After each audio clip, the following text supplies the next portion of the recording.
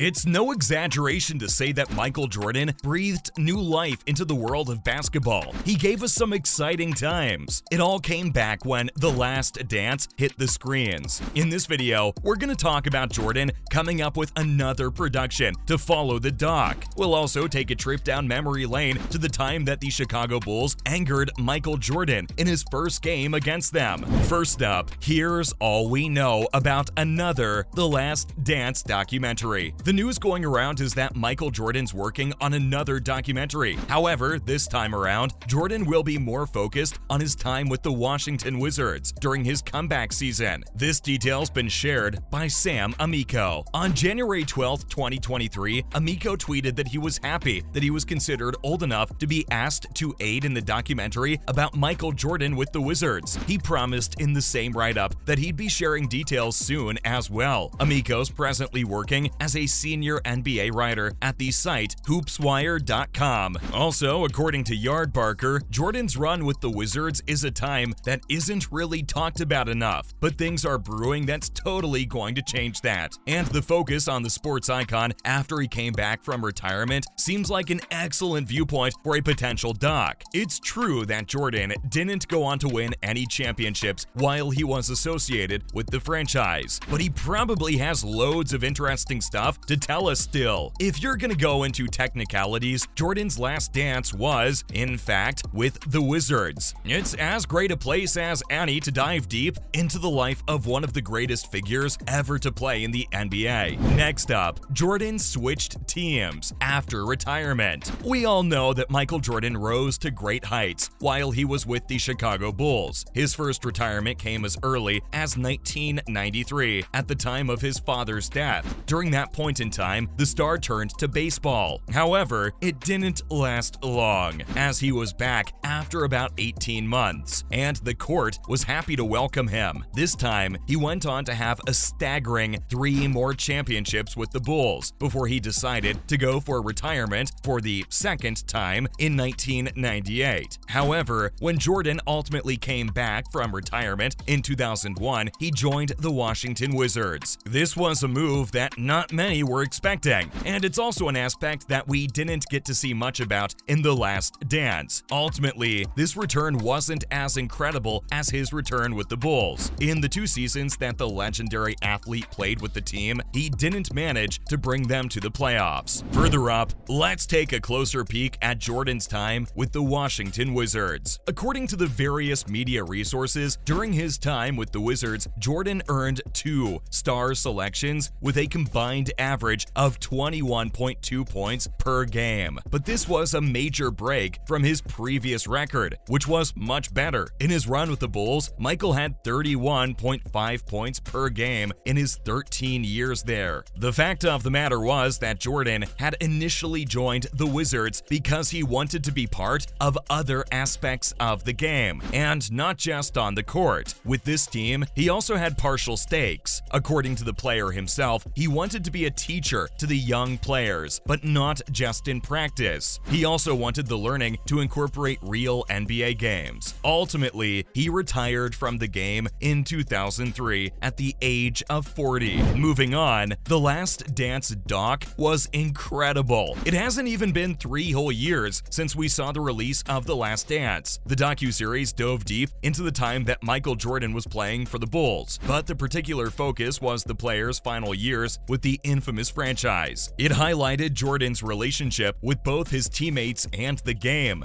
The Jason Hare-directed project particularly gave a lot of stuff to the media as far as Jordan's less-than-ideal relations with Scottie Pippen. If you're gonna go by the rumors, though, Jordan's totally off to his new project without paying much attention to his surroundings. Anyway, the doc series was tremendously informational. You could totally walk away from it being a know-it-all about Jordan's last few years with the Bulls. The older fans got the opportunity to sit and watch some of the industry's most incredible times with a unique perspective due to the added interviews. There are people out there who will make an argument that it shows the golden era of basketball. The younger fans can watch the doc to get an idea about what the great MJ was like as a winner and competitor, so they can have more context on Jordan than the one that the meme provides. Up next, next is how The Last Dance provides a great perspective when it comes to Jordan. Well, it provides us with a glimpse at the time that MJ and the Bulls reigned supreme and won 6 NBA championships in the 1990s. But here's the thing, if you watch it very carefully, it's entirely about basketball. It doesn't put a sport at the center of attention and then make a statement about something else. The staggering thing is that it truly delivers on its subject. It's most importantly about NBA basketball. It portrays just why Jordan was as dominant as he was, why he was so feared in that circle as a competitor, and how a team can be formed that goes on to have as much success as the Bulls. Although Jordan fans must be delighted about it, the doc also goes into how he alone could not go on to win championships. He needed a team, and through The Last Dance, we also see how team dynamics can be affected by such a towering figure as Michael Jordan. It also gets into how the NBA is a business, and the wishes of the general managers do tend to have weight.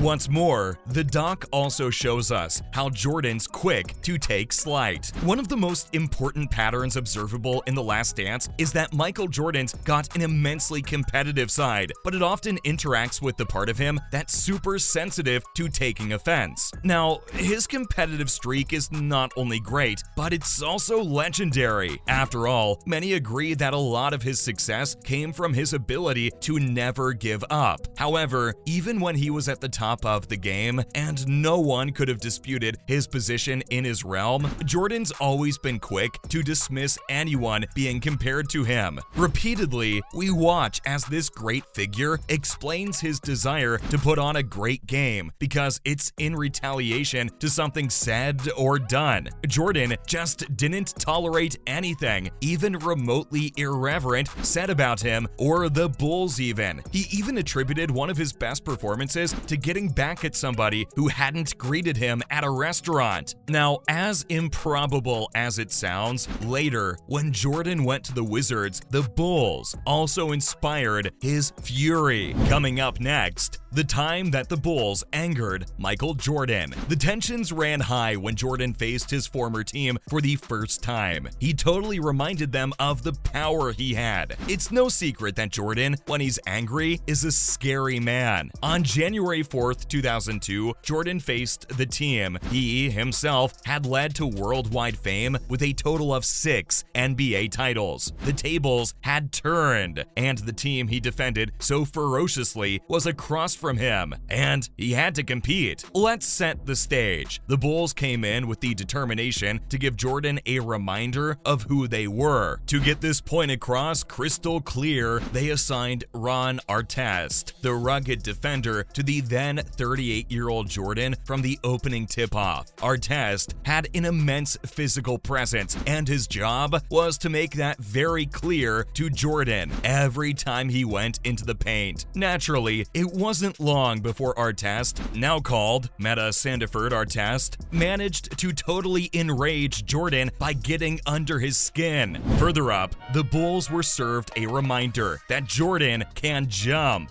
Moving into the match, Jordan approached the line to make a total of 13 free throws. However, he felt that he wasn't getting the required protection from the referees. Ultimately, late into the game, when Artest blocked Michael's jumper and the Bulls seemed to be coming closer, MJ totally lost it. And unlucky for the Bulls wingman, Ron Mercer, it all came down on him. After Mercer took back a loose ball, he made it fast across the floor to make an attempt at a fast break layup. But just then, a merciless Jordan pinned the ball against the backboard using both his hands before hitting the ground with the ball and ending the amazing defensive sequence. His airness is the apt name for the guy, and there are no doubts about that at all. Jordan later did admit that he had been so furious that his anger had somehow fueled him, and he jumped as high as he could to block the shot. It's all the more incredible because of his age. After all, Jordan said himself that he could totally jump when he has to, and he can especially do it if he's ticked off. He later also added that it was a situation where the anger just gave him all the more energy to just go all the way up and achieve the block.